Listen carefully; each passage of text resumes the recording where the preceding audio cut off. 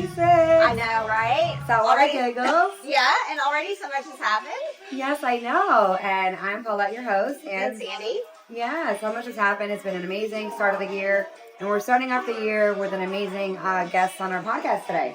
We have the Disaster Warrior, and we have Scott and Matt. Yes, welcome, Scott. Thank you, guys. Welcome, Matt. Appreciate it. Amazing. And we're actually located in Delina right now. We're at the Westin. It's a great spot to hang out and chat with y'all. Thank you for having us. I mean, it's amazing. I want to dive in and find out what's going on. Like, tell us about Disaster Warrior. Absolutely. I think, Matt and I have known each other for about 5 years now. And last year, my house flooded from Hurricane Helene. And unfortunately, that was the second time it flooded in the last 2 years. It also flooded from Idalia. And Matt was a part of helping me clean everything up and going through all that emotional trauma with my family and helping me find another place to live and throw everything out that I owned and basically take my house down to the studs. And it's not a great experience, and it's not something I would wish on anyone. And so that's sort of, I think, the side that everybody knows about. Then there's this other side, the financial side, that once you sort of get through the trauma and you get through all the emotional baggage, you say, oh man, I need money and I need to rebuild my house. And the sort of immediate 45 days after the disaster is rife with just bad financial decisions. And I've got a lot of experience. I've got about 25 years working in corporate finance, and just knowing sort of how to dive through the system and interpret it and speak their language, I think is a service that people need. And I know that I save a lot of money for myself, and speaking with other people, I know that they've oftentimes not made sort of the best decisions, and we can go back and kind of unwind some of those decisions and really save you a lot of money so that you can put that money back into your house and you can rebuild and try to put your life back together. That's Rebuilding. Yeah, that's so important.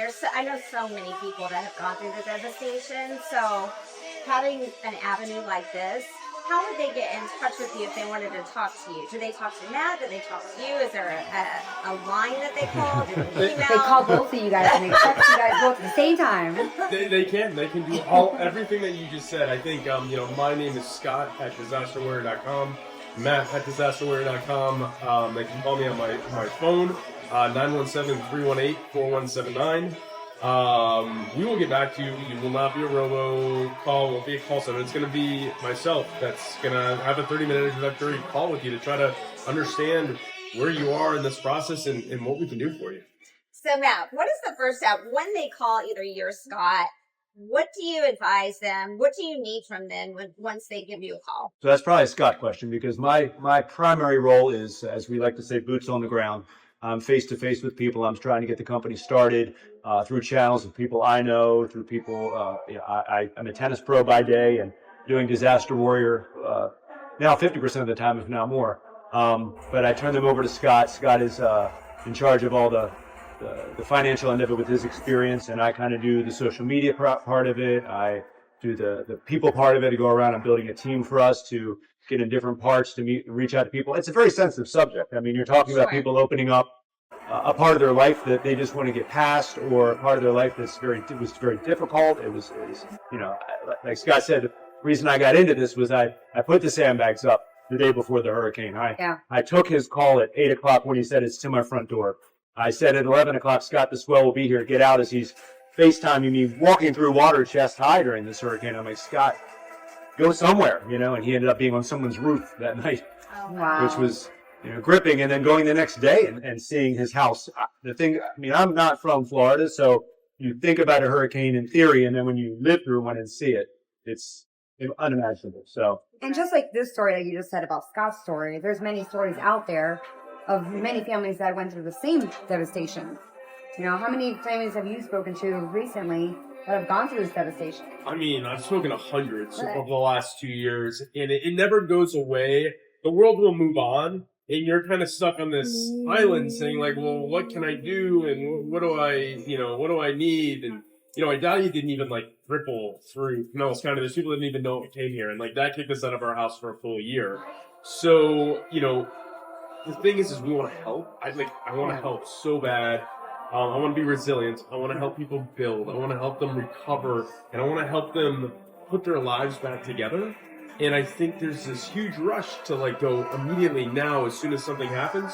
Unfortunately, it will never go as quickly as you want, and you have to sometimes stop and look around, because when you make certain decisions, it closes other doors. And you want to try to keep all the doors open until you know exactly where you want to go.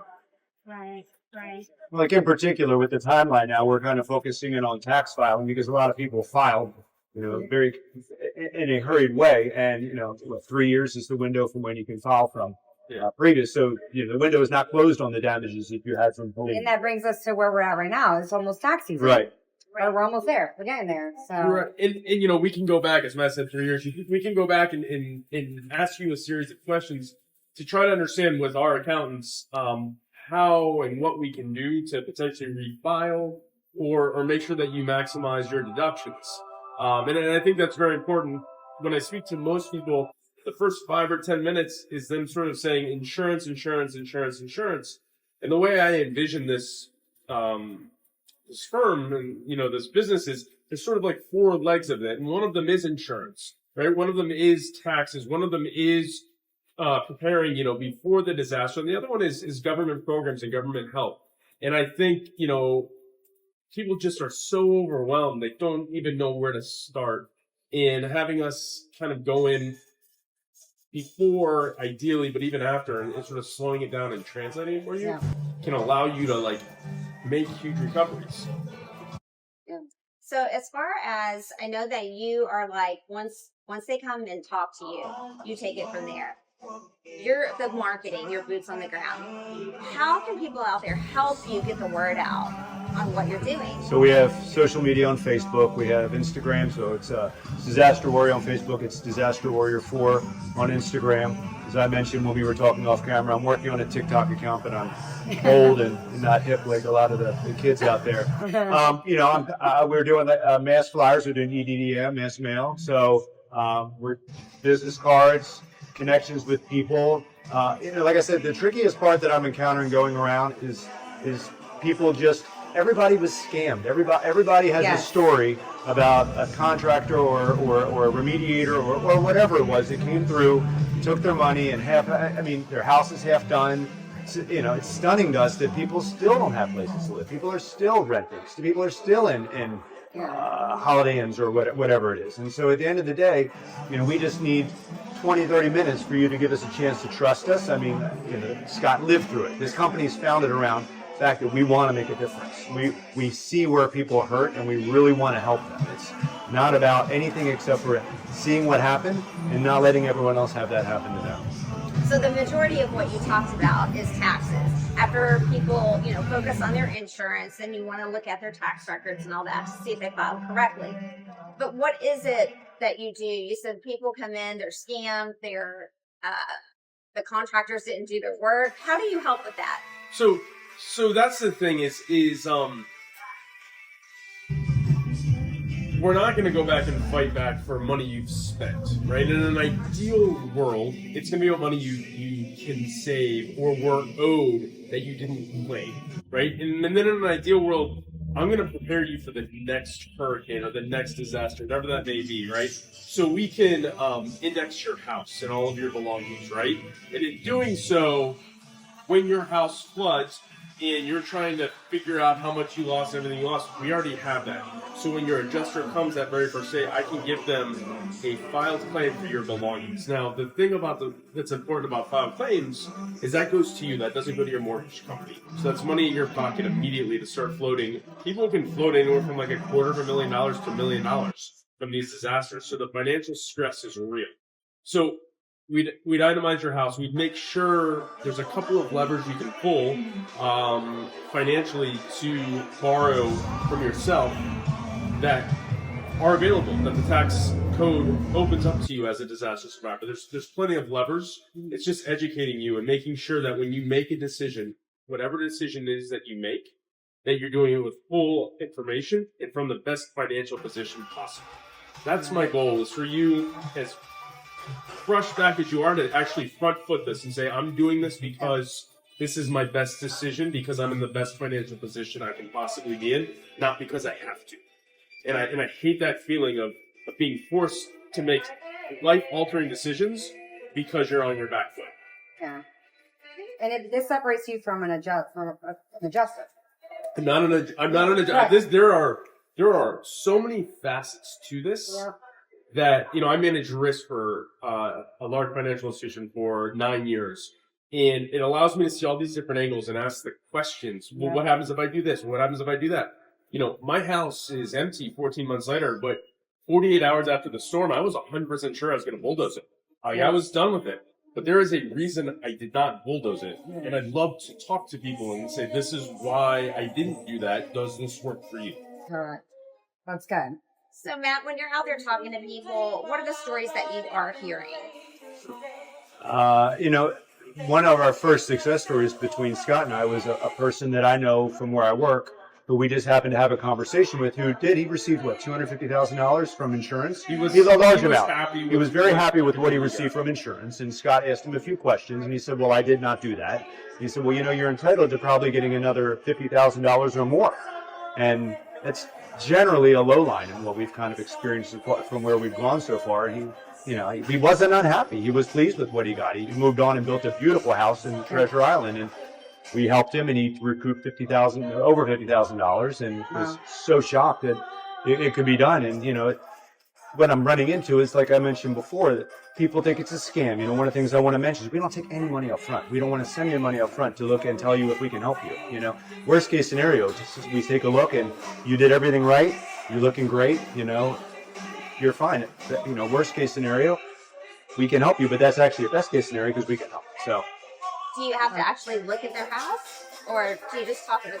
No, we talk to them. I generally, as the mouthpiece of the company per se, I send them to Scott, who is the genius with numbers, the financial background of everything, and he usually can get information with Scott within a week. Within a week. I mean, we have our accountant that we work with. If it escalates to that level, I'm not an accountant by trade. I'm more on the financial side. So we have an accountant that we can speak to that can review the returns, can review sort of what they did and give them an estimate.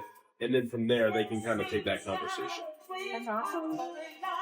That's really good. How did you guys meet? Give me a little background. That's always important to know how a team came together. So I had a friend that called for a lesson. I run tennis clubs, and I wasn't even a friend back then. He called for a lesson. It was a very humorous story, and then we connected. We had a bunch of mutual friends. We became very good friends through our mutual friends. These guys were much younger than me. And then he turned me on to Scott. Scott and I play tennis almost every day. And then as the hurricane season came through the first time, we were just starting to come together. You guys became this one team and making a difference in the community. Yeah, and I think the biggest thing is, to be a leader, to be resilient, you should do things that are beyond sort of your comfort zone. And I really want to help. I cannot stress this so much. Having gone through what I've gone through the last 2 years, I could be angry, I could be frustrated, and trust me, I was all of that. You sit there and you say, I want to help. I want to make people's lives better, and I want to potentially give them an answer of yes when all they've heard for the last 16 months is no, and to give them good news. And sometimes I can't, and when I can't, it's an awful feeling. But the times that I can, it's real money, and as that example, and it makes you feel good, and it makes you feel like you're using your brain and your experience to help your neighbors. And that's the most important thing here. So is there a cost for this if somebody were to reach out? Is there a cost depending on what they need? The cost would be on the back end of it. Yeah, the cost is there. We won't take a percentage of what we get for you. I don't like that at all. I'd rather just say, this is what it's going to cost. And if we save you $1 trillion or we save you, zero, that's zero. There's no cost, right? But there will be a cost. But again, I don't want it up front. There's this sort of social trust that says you're a good person, we're a good person. I'll tell you what the number is on the back end, but here's what our estimate is. Do you want to proceed? And if you want to proceed, we can give you the information and we can proceed. But I have no interest in making it a low margin business. Again, as we said, his friend saved over $50,000. My fee was nowhere near that. That's good. So Matt, my house flooded. I know. Flooded. Let me start over. My house flooded. I did not know that. Yeah. We're still in the midst of renovations. What would you say to me if I came up to you and I said, Matt, I've heard of your program. We had flooding.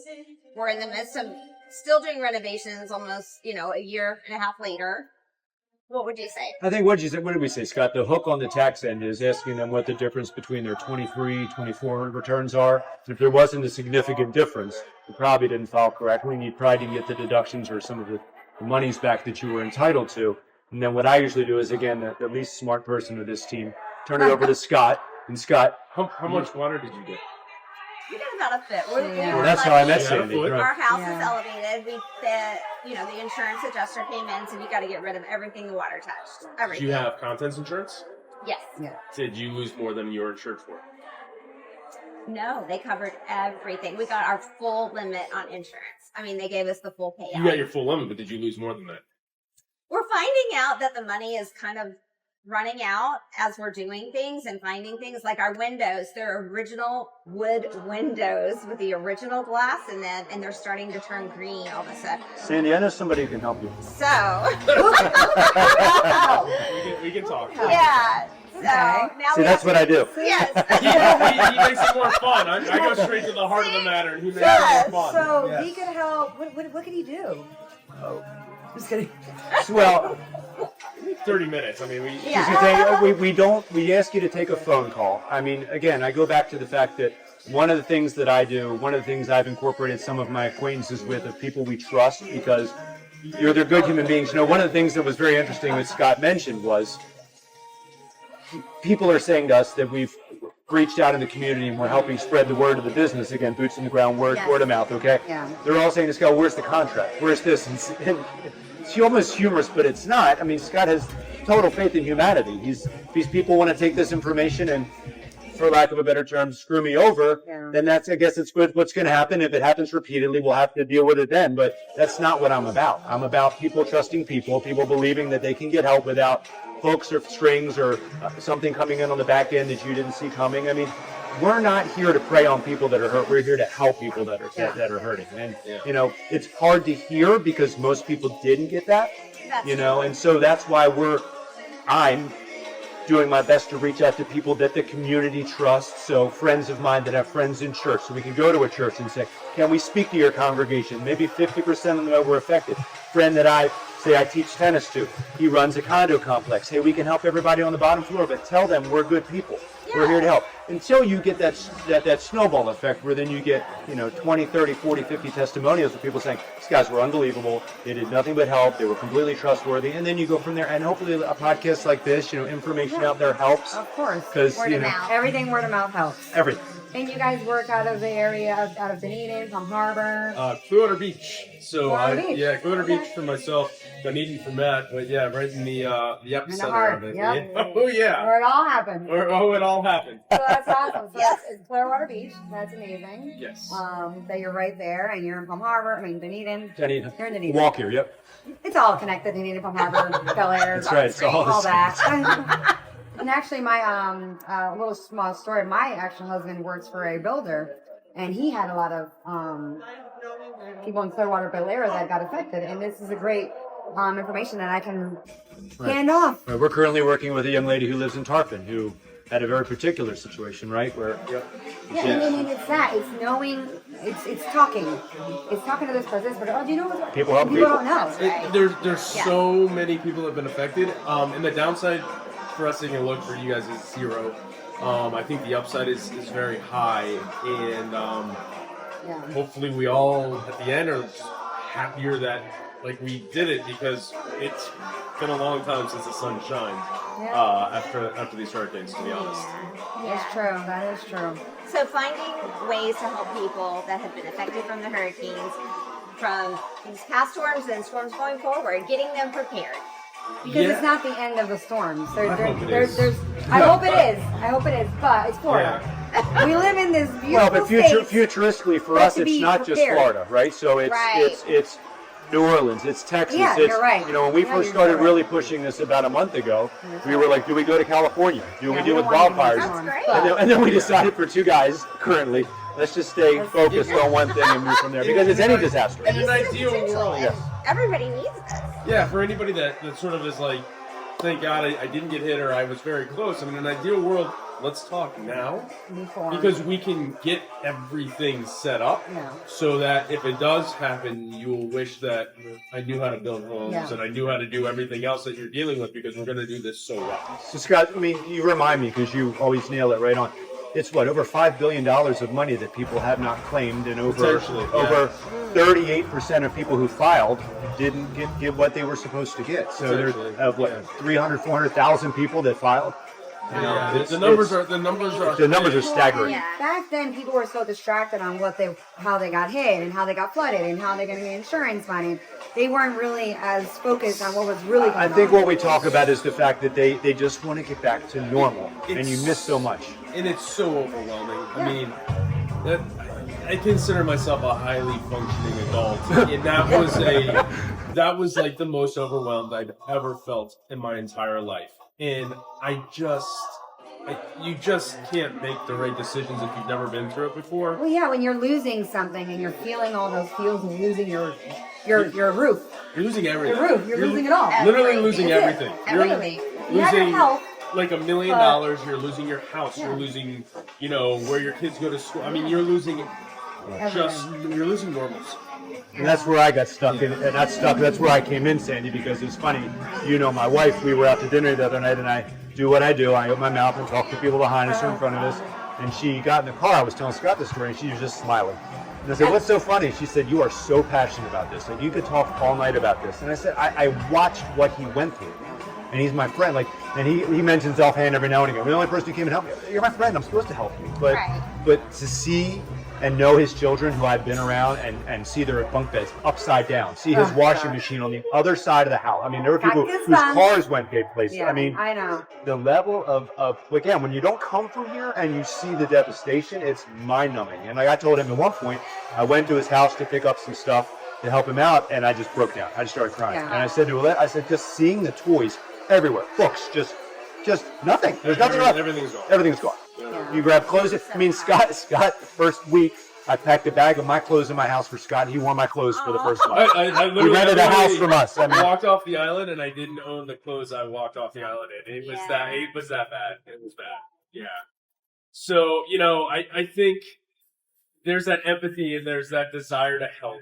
And I just want people to know that, like, I want to help. If I can't help, I The will. help is right there for you. It is, and it's just got to dig a little bit. If we can dig a little bit, maybe we find something. I'm optimistic we will. Potentially we don't, and when we don't, that's just as heartbreaking to me. But I want to. I mean, if they don't reach out at all, There's no way to know. Exactly. Yeah. But I can see why you're so passionate, both of you, about this, Yes. having gone through it. You know how to relate to the people that go through these disasters. And so we really appreciate y'all telling us about what you do. Yes. Thank you. And It was, you, yeah, guys. it's really nice to learn and to and tell people what's going on and how can they get the help from you guys. right. And at the very least, we have two So- people that will now mention it wherever they go. When they Oh, come, absolutely. when they come Yeah, across for people sure. that they know, It's That's right. It's letting it out in the world. Yep. You know, We letting hope. people know We in hope. the area and help everybody in the community because that's Yep. what we're about. We're here to help each All right. other, That's right. help each other. All right, Matt. Yeah, Thank you. Thank Thank you. you. Thank you, Thank you, Scott. guys. Thank you, Thank you for Matt. having us. I'm your I host, appreciate it. Paulette, And and Sandy, and we're with Disaster Warriors. Disaster Yes. Warriors. Disaster Warrior on Facebook, Disaster Warrior 4 on Instagram, and disasterwarrior.com. Yay. Thank you, Follow guys. them, like us. We'll be back on the podcast soon, and thank you for listening and watching. Bye. Bye, y'all.